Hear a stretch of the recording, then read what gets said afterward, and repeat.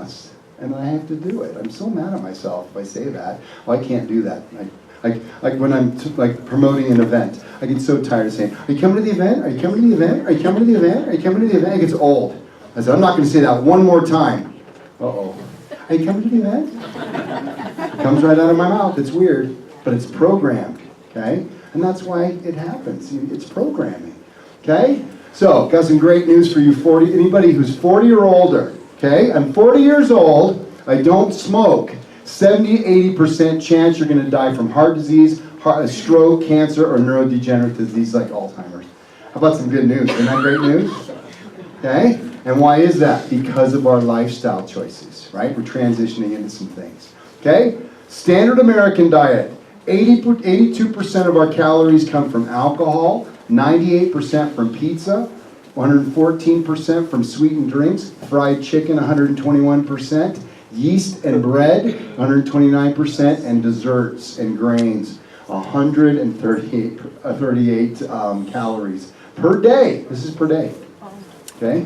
Where's the healthy stuff? Any vegetables in there? Anybody? I'm not seeing any vegetables. Yeah, that pizza. Yeah, there's some. Yeah, we got some. That's how you see. There's the devil talking right there. Right? You hear him? The devil's talking. Hey, there's some olive on there. There's some. I see some green peppers. They must be organic, especially if they come from Pizza Hut. Right? All right. Sugar and diabetes. Glucose enters the cell through the body. So you put sugar in your pie hole. Down the pie hole it goes. It gets absorbed into the bloodstream. 2,000 insulin receptors allow glucose to 20,000, to enter the cell. So what happens? The body, the minute sugar goes up, okay, the blood vessels call the brain through the nervous system, clean, subluxation-free body, sends a message down to the pancreas to spit out insulin.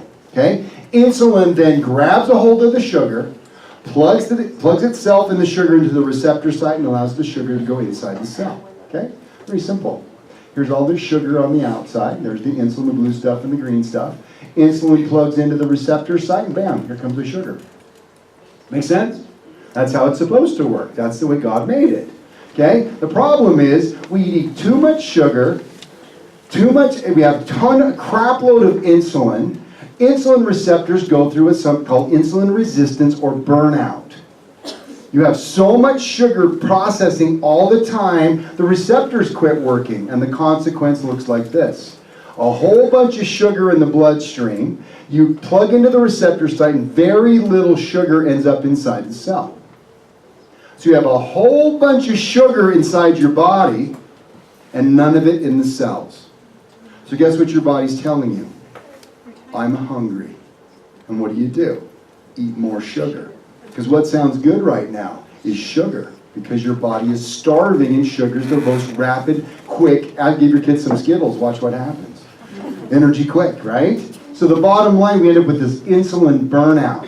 And so you end up with some serious stuff. So some simple math tests, okay? Bob has 36 candy bars, okay? He eats 29. What does he have now? Diabetes. You guys are way too smart. I was expecting somebody to do some math for him, and nobody. Right? He has diabetes, okay? You're going to kill the receptor sites. Starts off as insulin resistance. Then you start going to the doctor. He says, your sugars are high in the bloodstream. What do we got to give you? We need some more insulin. For what? You're insulin resistant, right? The increased insulin from the metformin, lactose, glipizide, and all the other diabetic-type medications just damage the receptor sites more. And then pretty soon, your pancreas is spitting out so much insulin it burns out. The doctor says, oh, I'm terribly sorry. We have to do insulin now forever. We have to do that because you've killed your pancreas. Who did it? Okay, we did it with our lifestyle, but he perpetuated and destroyed it through the medication. Okay, McMaster study on diabetes. Check this out. Study diet, exercise, and discontinue and watch what happens. Okay, 41% of the patients remain symptom-free. That means the sugars were in normal range following the diet we recommend. Okay, and exercise protocols you guys are going to learn today. Okay, cool, yeah? Now watch. The compliance. They went down to 2 months, and only 21% remained symptom-free. Gosh, they didn't do the work and they didn't get better. What a surprise. And the worst thing, when the group that did nothing, okay, they just took the medication insulin treatment, they only had 14% remain symptom-free their life long. So the long-term use of insulin, ultimately, and I've seen this a billion times, maybe not a billion, but a lot, okay, where patients, they come in and they start taking the Actos, the glipizide, all the medications, then transition into insulin, their fats start to increase because the body is taking all this excessive sugar, converting it into fat. Your triglycerides go up, your LDLs go up, your cholesterol goes up, and now you have heart disease. And they blame it on the cholesterol. See the insanity to that? Heart disease, cancer, dementia, and many other diseases. And I forgot to put a bracket. Dang it. I catch stuff sometimes, once in a while. You catch a lot, I know, Mary. She always yells at me about my penmanship. Okay, so we got to cut the sugar. Okay? Do you want to get fit? Do you want to be healthy? Do you want to be disease-free? Do you want to stay healthy? Yes or yes? Yes. You got to cut the bread, pastas, crackers, cookies, sauces, fruits, except for berries, grapefruit, lemons, limes, and Granny Smith apples, and you can't have potatoes. Why? Starch. What? No potatoes. What's potato? Potatoes are starch. Starch is sugar. Starch becomes a condensed starch, which breaks down into sugar, which ends up becoming glucose, which is causing an elevation in sugars. And sugar is pro-inflammatory, and we'll get into some of those things. But the bottom line is you can't have any of this stuff, okay? Just don't eat it, okay? I got a cool videos coming up, okay? Number one source of pollution of our body with sugar is soda pop. 55 gallons per year for the average American. Now, bottom line, I do soda pop, but it's the stevia soda pop, but that's not the kind they're talking about. I'm not drinking mine. Who's drinking mine? Somebody else is doing more than 55 gallons a year. You see what's happening here? This stuff is poison. It's pure poison. Okay? So look at some of these sugar things. So Sobe, right? This is supposed to be a green tea. Green tea is good for you, right? One Sobe is equal to 4 slices of Sara Lee's cherry pie. Mmm. I do healthy things, doctor, right? Green tea. Really, how much sugar's in it? I don't know. 4 pieces of pie. I'd rather eat pie. Okay? Look at this. Okay? A Rockstar energy drink. 6 Krispy Kreme Lay's donuts. Okay? Okay, this next one's gonna bite everybody. You ready? Starbucks. Starbucks peppermint white chocolate mocha with whipped cream is equal to 8 scoops of ice cream. Okay? Guys, I'd rather eat the ice cream. Right? 95 grams of sugar. Guys, we gotta be smarter. You know what I'm saying? It's all hidden. And they hide it from us. This is the words on the side of the packages. Okay? And I got a more extensive list that I actually created if you guys want it. But it has all the hidden sugars. Okay? So watch out for it. And they hide it. And I have a slide I took out actually. I had 141 slides, which is like a 4-hour event, so I had to cut back. Okay? But they put sugar and salt. Is that crazy? Because it makes us want it more. The taste buds. We have salt, sour, all the different tastes in your tongue, and the more they the more they manipulate it, the more stuff you're going to take and eat. It's all about money, right? Okay? So sugar and cancer. Check this out. Cantley, a Harvard professor and the head of the Beth Israel Deaconess Cancer Center, says when we eat or drink sugar, it causes a sudden spike in the hormone insulin, which can serve as a catalyst to fuel certain types of cancers.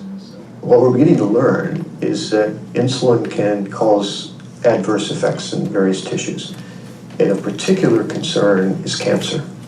Why? Nearly a third of some common cancers, including breast and colon cancers, have something called insulin receptors on their surface. Insulin binds to these receptors and signals the tumor to start consuming glucose. So this is your body. Every cell in our body needs glucose to survive. But the trouble is, these cancer cells also use it to grow. So if you happen to have a tumor that has insulin receptors on it, then it will get stimulated to take up the glucose that's in the bloodstream. So rather than going into the fat or the muscle, the glucose now goes into the tumor, and the tumor uses it to grow. So you've just seen that tumor turn blue, which is essentially reflective of the glucose going into it. That's right. So these cancers, much in the same way that muscle will say, hey, I'd like some of that glucose. The fat says, I would like some of that glucose. the cancers have learned how to do this themselves as well? Yes, so they have evolved the ability to hijack that flow of glucose that's going by in the bloodstream into the tumor itself. Lewis Cantley's research team is working on developing drugs that will cut off the glucose supply to cancer cells and keep them from growing.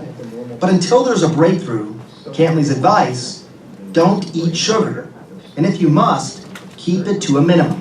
In fact, I live my life that way. I rarely eat sugar. When you see a sugary drink, or if I were to offer you one, with all that you know, what's going through your mind? I probably would turn it down and get a glass of water. Who said sure? That's called, don't you? That's the devil talking. I'm telling you. See, that's a negative thing. I'm sorry, but that's a negative thing, right? But see, you have to, see, when you hear that, you're like, yeah, but. You see what happens to you? Remember, neuroplastic change. You have to start smacking yourself in the head when you say negative things. Right, Beth? What do you say? I'm healing. That's right, baby. You quit saying, and Beth will give me a whole bunch of crap. Blah, blah, blah, blah, blah, blah. I'm so sick, and I'm so this, and I'm so Beth, and I'm so this and that. And I'll say, what? I can't hear you. She goes, I'm healing. I make her. I force her to be neuroplastic in a positive way. Guys, and there's more to cancer than this. We do an entire 1 hour, 2 hour, 3 hour event on cancer killers. And cancer also does not have a neural connection. All other cells in the body do, which means that they can survive. The brain can't kill cancer cells directly. We have to boost the immune system indirectly to kill those cancer cells. It's called apoptosis, is natural cell death. But cancer doesn't experience that. And cancer cannot survive if you don't eat sugar, period. Because the only thing sugar can eat is sugar. It can't eat fat or protein. It can't. Okay, got it? So what you going to eat? Higher fat. Because fat is cancer can't survive, and the body will generate more energy from that fat. But you got to learn about fat, which we'll talk about in a bit. So I get into fights often with medical providers about this, and I'm like, okay, what's a PET scan? Positron emission topography is what it's called. And what they do is they use radioactive sugar. They inject sugar into the blood of the patient, and the cancer shows up. This is a right breast, which is clear of any kind of that. Look at all that light up like a firecracker. Why? Because we injected radioactive sugar into it, and the cancer went right into the cell. Does cancer eat sugar or not? It's proof right there. Are they insane? It's like the dumbest thing I've ever heard. No, you eat whatever you want. Dr. Ray's crazy. You can have ice cream, you can have jelly donuts, you can eat soda pop. It doesn't affect cancer. Then why do you do a PET scan? Well, to find the cancer. What's a PET scan? What's the name of the stuff? It's radioactive what? Sugar, and it goes inside the what? The cell. They hang up the phone usually by then. So the bottom line, PET scan injects radioactive glucose into the body, which is sugar. The cancer lights up the screen because it loves the sugar, and sugar makes it grow. It's that simple, right? So all bran, just all bran, that's all it is, right? This is good for us, right? Because it makes us go poop better, right? Bran is good for us. All bran, the original bran, this is good for us. Who wants to say it's good for us? Anybody raise your hand? Okay, ready for the answer? This is the ingredients list. Wheat bran, sugar, glucose, fructose, malt, which is all sugar, corn flour, which is sugar, malted barley, which is sugar, and then salt and a bunch of other things they had to add back in because they ripped it out because they took out the good stuff and had to add it back in after they processed it. So is this going to be good for you or bad for you? You guys have to learn how to read labels. Read labels. Stop relying on the outside cover that says something like all brand. Okay? It's not good for us. Okay? Sweetener. Okay? Now, I'll tell you something. I would rather see you guys eating white sugar out of the packet than eating artificial sweeteners. Sucralose, the pink, that's the yellow stuff now. The blue stuff, which is your NutraSweet. Okay? And the old school stuff, the saccharin, the pink stuff. Okay? But that's terrible. But this is a nice alternative. Okay? This is your stevia. Okay? And be careful. They have something out there, and I can't think of the name of it right now, but it says stevia, but it has sugar added into it. What's it called? Anybody know? Truvia. Oh, it's true. Stevia on the outside of the label. Oh, good. Dr. Ray said stevia, I'll get that. And look on the back. Number one ingredient is sugar. Stevia is second. See what they do? You got to be careful, okay? So what's the best kind of carb? Now, these are carbs. Vegetables are carbs, okay? They're loaded with wonderful macronutrients, fiber, things you need to pound the veggies, okay? What kind? What number should you look for on veggies? 9. Somebody explain what number 9 means to the people that don't know what I just said. Organic. Organic. So when you're checking out at the grocery store, boop, right? Look for the number 9 in the first position of the bar scanner. That means organic. What should you never, ever, ever, ever, ever have? What number? 8, which means what? Genetically modified organisms, which they put glyphosate on. We're now hopefully on glyphosate. I mean, this is just manipulation of our food supply in the worst way for one reason, and that's for money. Okay? So eat more vegetables, number 9 veggies. Okay? So 1 bowl of spinach equals 18 bowls of oatmeal for its benefit. Did I say 14? Sorry. Fix me up. If I lie, somebody fix me. Okay? Fat. Eating healthy fats gets rid of bad fats. You guys know that? So we got to start eating healthier fats. Organic grass-fed dairy, unsweetened yogurt, grass-fed cheese. Coconut milk, coconut oil, and coconut flakes. Okay? Raw nut seeds, chia seeds, and flax seeds. Okay? Avocados and raw organic butter. Eat these in droves. Pound this stuff. This is the stuff that your body needs for everything, for all kinds of cool stuff. Okay? So watch this video. All of human history into 1 year, we've only been farming and eating grain since about yesterday, which is when we became shorter and fatter. We only started consuming processed vegetable oils about 10 minutes ago, which is when heart disease became our #1 killer. So after examining all this human history, the experts came to the obvious conclusion. We need to eat a lot more of these. And so they convinced us that human health depends on foods we didn't eat for more than 99% of our entire existence. How did this happen?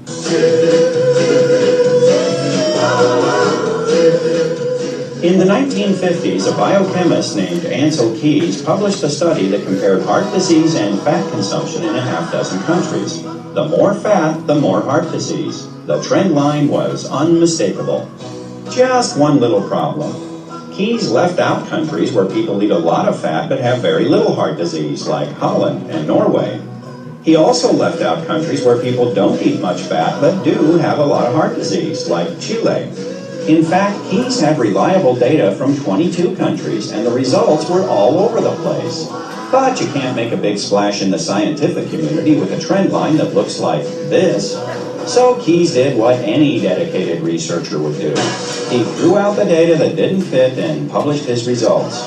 His punishment for this bit of scientific chicanery was to get his picture on the cover of Time magazine. Keys became known as the father of the lipid hypothesis, which says that eating saturated fat raises the cholesterol in your blood, and high cholesterol in your blood clogs your arteries and causes heart disease. The hypothesis that when you eat high fat, that then that produces high cholesterol, and that cholesterol produces heart disease, is wrong in every one of those links. This whole idea that dietary fat causes cholesterol problems is sort of a myth. The whole idea that cholesterol problems lead to heart disease is a myth. The theory is completely and totally wrong. It was a theory that was made out of whole cloth and then pushed. The term artery clogging saturated fat, it's as though it's all one word. It's become part of the zeitgeist. Everybody knows saturated fat is bad for you, but when you get back and you start looking at the medical literature and you root back through to find out where this whole idea came from, it's bogus. You see the challenge, right? Cholesterol causes heart disease. Saturated fats makes us sick, right? All these misconceptions, and we modified and changed our entire diet based upon that, and we're sicker and fatter than ever. So is that, imagine the entire concept of this fat lipid hypothesis was based upon fraud. Okay? And even worse than that is they figured this out and they threw it at, they found out this was fraud and they hid it again. You know why they hid it? Because they came up with an amazing low blood pressure medication that failed clinical trials. You know what that drug was? Lipitor, cholesterol lowering drug. So if they got a drug to lower cholesterol, they have a bunch of people on the planet, in the United States at least, that believe cholesterol causes heart disease. If we give them drugs to lower cholesterol, guess what they're going to do? They're going to buy it in droves. It's the #1 selling drug in America. And it's false, it's fake, it's a lie, it's a facade. Stop taking that garbage. Okay, got me? See, this is the most frustrating thing on the planet when you know the science and know the truth, and everybody still says the same thing. Oh, can't have butter, can't have avocados, too much saturated fat. Are you kidding me? It's great for you. Okay?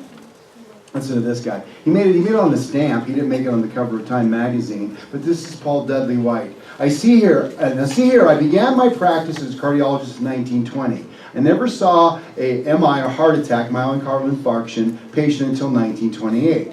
Back in the MI-free days, before 1920, the fats were butter and lard. We ate a crap load of butter and a boatload of lard, and nobody had heart disease. Okay? So, and I think if we would all benefit from some kind of diet where we had at a time when no one ever heard of the word corn oil, or vegetable oil, or hydrogenated oil, or canola oil, all the stuff they push into our bloodstreams to destroy our health. Guys, we have to be smarter.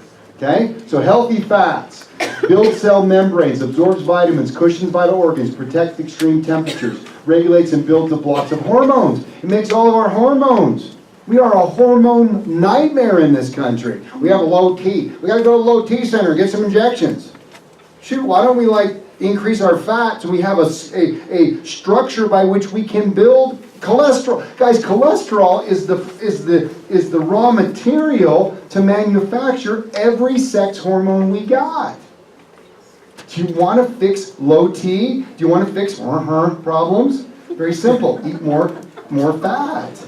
Eat more omega-3 fatty acids and allow your body to do what it's supposed to do. Okay? You like that one? All right. Lowers inflammation, allows proper cell detoxification through the membrane, makes 70% of fat. Brain tissue, 70% is fat. Well, let's lower our fat so we can all get dementia. Wonder why that happened? Why we have such high dementia? Because we don't eat enough fat. Okay? See, who wants to burn fat? Anybody? Conjugated linoleic acid, CLA. Load it up with your beef that's grown grass-fed. We'll show you the numbers. Arachidonic acid, which also is for brain function. Okay? Okay. The animals know. The animals are smart. How come we're so dumb? Because we listen to the wrong people. Margarine, reduced fat margarine, and butter. Okay? Okay, there are a couple of rogue ants. There's one here and one couple here. But I think they're dead, to be honest with you. Okay, but look at that. I mean, come on, the evidence is obvious, isn't it? Look to nature. They're pretty smart.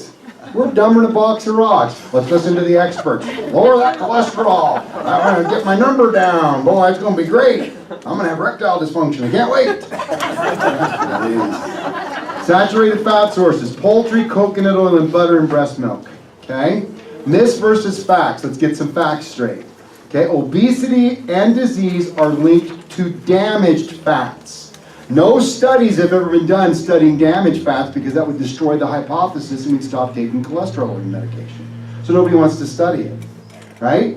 And here's the other answer. Obesity and disease are not linked to healthy fats. The ones I gave you the list on. Right? So you're not going to get heart disease. What's going to give you heart disease? Sugar! Everything they're teaching you to eat. Right? Check it out. This is Skippy's smooth peanut butter. Look, and hydrogenation, the word hydrogenation or trans fat. What they do is they take an oil, okay? Now think about this. Vegetable oil, right? How much fat is in a vegetable? Not a whole lot. How are you going to get the oil out of it? You got to squeeze it really, really hard. And then you get a drop of 15 pounds of broccoli or something. Okay? This is very unstable because it's made around an entire faction of a head of broccoli. Right? So it's unstable. It becomes rancid and it tastes like crap. So what they do with it, they put a nickel palladium catalyst into it, which changes its configuration from a cis configuration, which is for human consumption into a trans configuration, which is the term trans fat. Okay? So trans fatty acids. So things like vegetable oil, corn oil, canola oil, all these are trans fats. Ingredients, fresh roasted peanuts, yay, one thing. Soybean oil, which is trans fat and GMO. There's no soy in the United States that's not GMO. Maltodextrin, which is sugar. Icing sugar, and hydrogenated vegetable oil and salt. What do you think? Good for you or not? No. Let's learn how to read labels. Okay? Saturated fats. Study. Listen to the volume. Now, most studies are good around 100 people. 347,714 participants in this particular study. What do you think? It might be a good study. Over 5 to 20 year follow. They followed it for 23 years. Here's their conclusion. There's no significant evidence for concluding that dietary saturated fat is associated with an increase in heart disease, stroke, or cardiovascular disease. How much more clear can I be? Stop listening to the experts, because they don't know what they're talking about.